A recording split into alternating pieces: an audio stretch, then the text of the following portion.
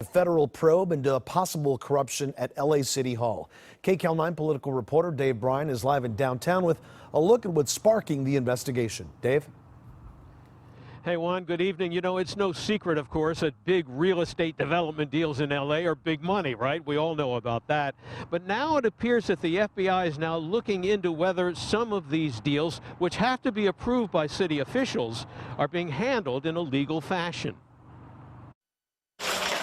This raid on the office of City Councilman Jose Huizar last November now appears to have been one small piece of a much more expansive federal investigation into possible City Hall deal-making with some Chinese real estate development firms. In fact, an FBI spokesman indicated at the time that there was more to it. The FBI simultaneously is executing additional warrants in the LA area. Unfortunately, because the warrant is sealed, I cannot comment on the nature of the warrant or the target of the warrant. But now, as the LA Times first reported, the contents of the warrants were discovered and revealed by a professor from George Washington University. It names as targets records from not only Councilman Huizar, but also records from Councilman Curran Price and from current and former aides to Council President Herb Wesson and Mayor Garcetti. It appears the feds are looking into whether illegal bribes or deals of some sort were consummated between the city and the Chinese development firms, including massive expansion projects at several hotels along South Figueroa Street, like the LA Grand Hotel in downtown LA and the Lux City Center Hotel across from LA Live. Mayor Garcetti, who is now contemplating making a run for president, said he welcomes the investigation.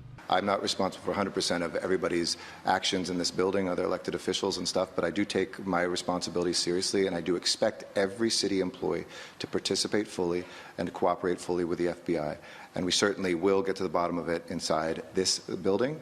It's my expectation that the U.S. Attorney's Office and FBI should, and I have a zero tolerance, absolute zero tolerance for any malfeasance or anything wrong that happened here.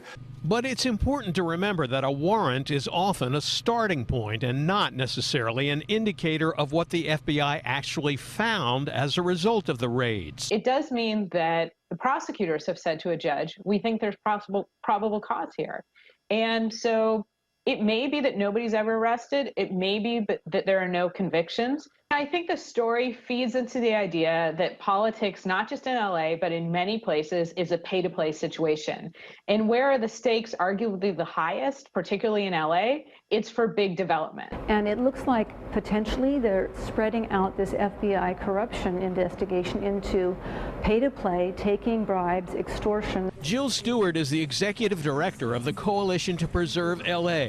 She says backroom wheeling and dealing with developers has been standard procedure at City Hall for many years. Secrecy breeds corruption, and big money sloshing around, mix that together with the secrecy issue, and you've got a big piece of baked bread. I mean, we are talking about potentially really big problems because there's too much, it's just too tempting for people, even if they're powerful, to take a lot of money and then look the other way.